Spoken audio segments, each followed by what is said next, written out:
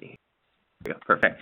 So SAE has a long and proud history as a section and membership-based society.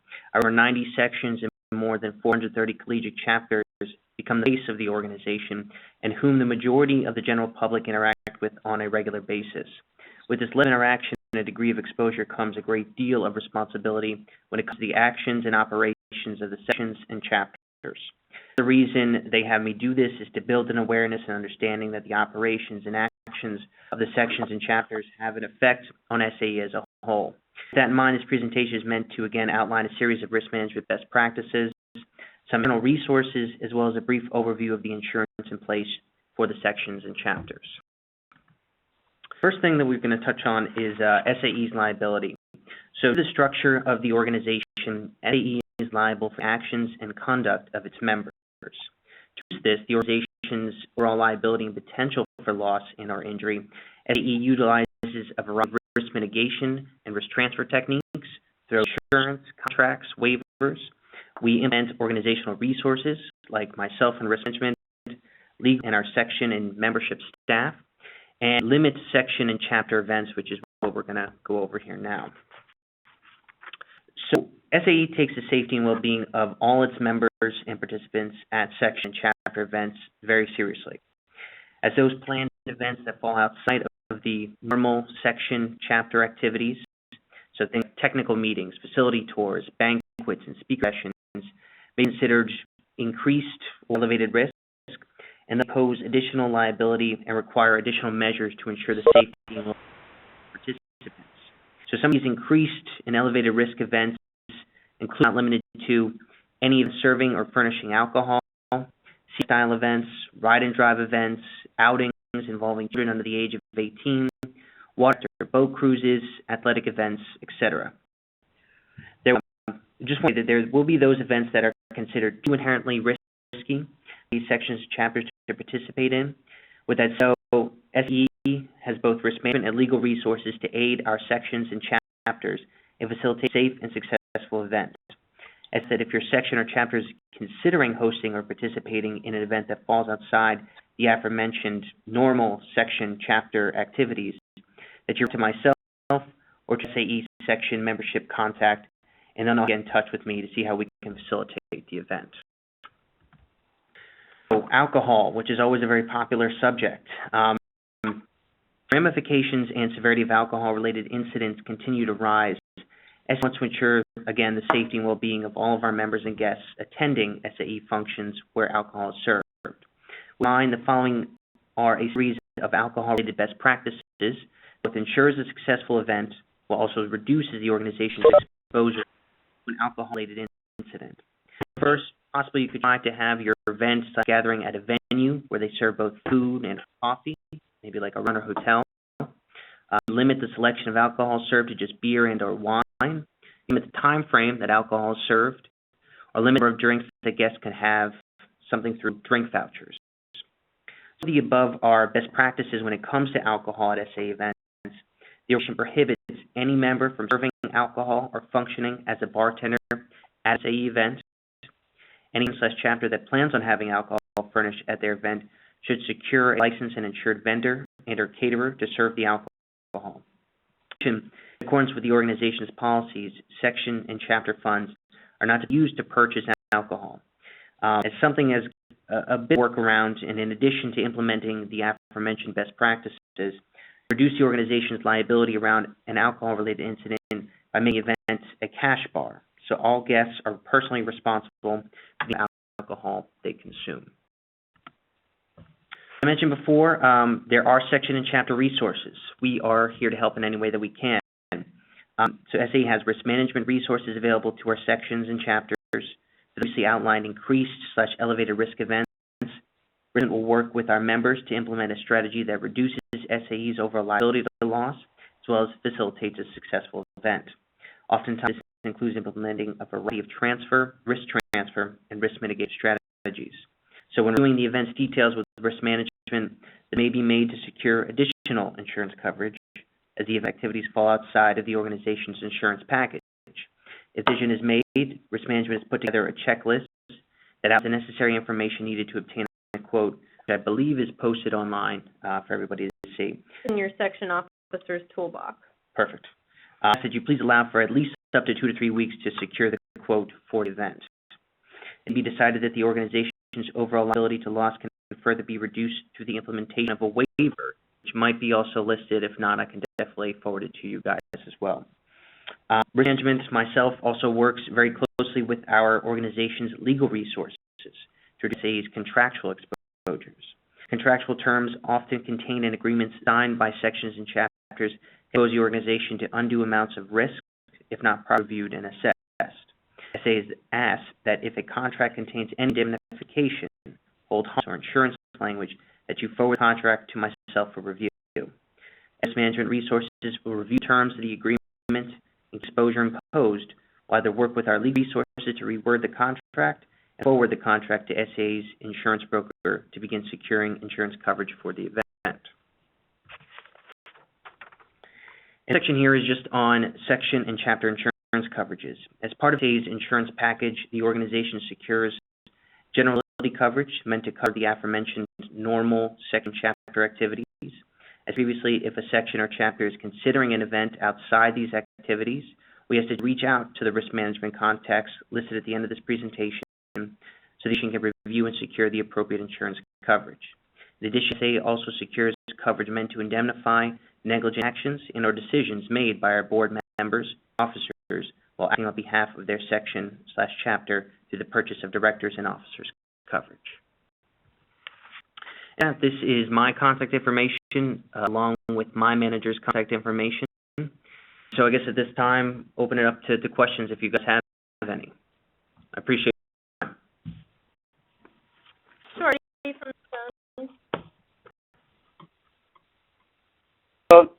This is Dan Carlack from Chicago section. I'd like to talk to you about something if you have a half a minute.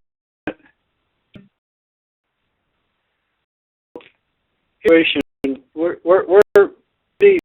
pretty aware of these rules and regulations. Although thank you for printing them again. But yeah, we've got a situation here, and I kind of like to get your input. There's a place called Fair Oak Farm. It's an actual working farm, and it's about 8 miles southeast of metropolitan Chicago area. So it's about a 90-mile drive one way. But a really interesting place to go. It's completely self-sustaining. Literally use the methane gas, and also the waste products from the cows that are on site there to convert into energy to completely power the entire farm. They actually sell gas back to the utilities. So it's a very interesting place to go. But it's miles one way, and it's completely outside the range of what a typical event for us would be. So we were in the Chicago section is the following: not going to advertise it as an SAE event. We're not going to charge any kind of admission. We are simply going to say, thinking of saying Saturday, and we don't even have a date yet, but just saying Saturday, July 15th, 2015.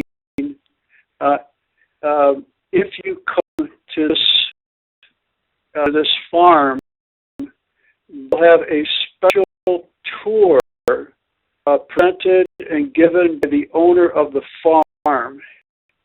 And we're there at 10 o'clock in the morning.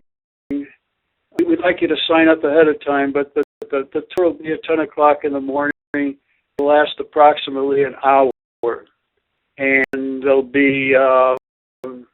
there probably will be no charge for that. SAE will pick up the Chicago section will pick up the fee. Usually, this farm does not have that, but I've exchanged emails back and forth with them, and they said, well, it's very family-oriented. It's very generic type of a presentation, but if you wanted something more technical, why the guy who owns the farm would be willing to give a presentation for a $150 fee. Oh, and I don't think there's any kind of alcohol served. It's a very family-friendly farm. They do have a restaurant there and so forth. In a case like that, people might want to carpool if they want, but they would carpooling on their own. We doubt that there'd be enough interest for people on their own to rent a bus. I mean, we've gone through this in the past where we rented a bus to go to a steel plant in northwest Indiana, and we followed all the rules and regulations and so forth. But or a situation like I just described,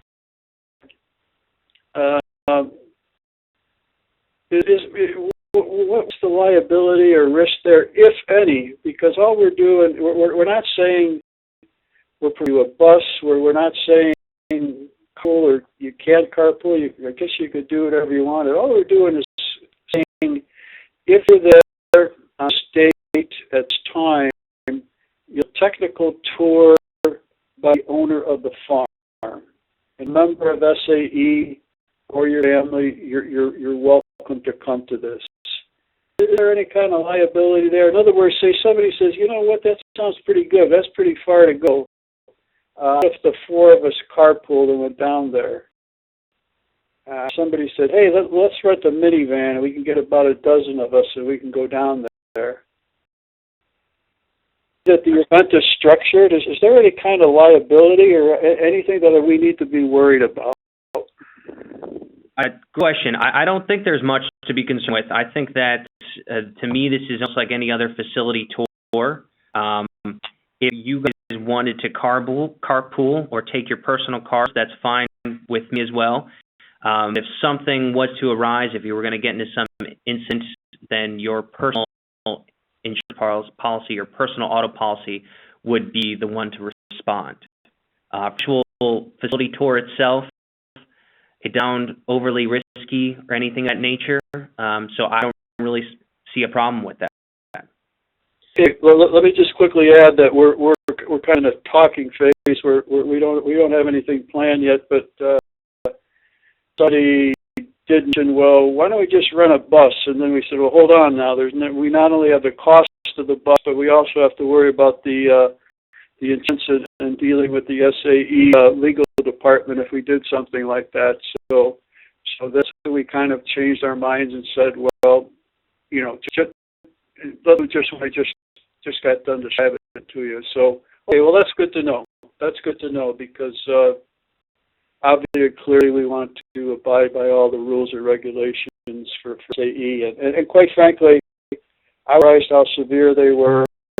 I think in the past 5 years, we've rented a bus 2 times on 2 separate occasions to make a short, 40, 50-mile drive to Indiana. And I was very surprised by all the insurance and forms and everything that had to be signed to deal with that.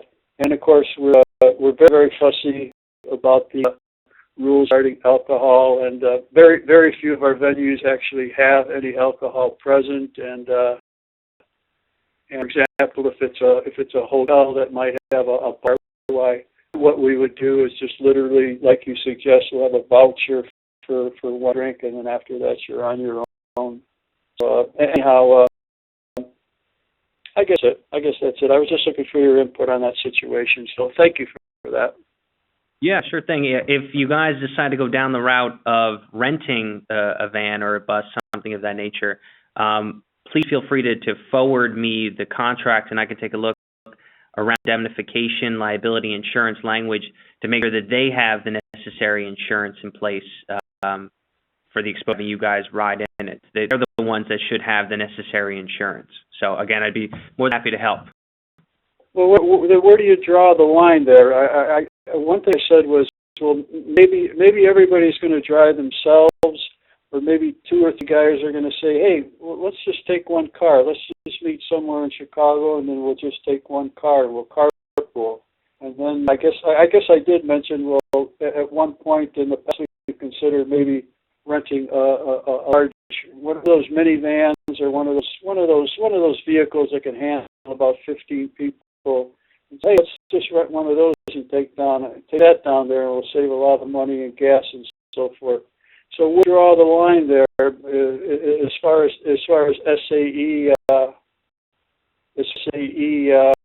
clear with SAE and getting proper documentation. Is it a carpool of 4 people? Is it a minivan? Is it a bus?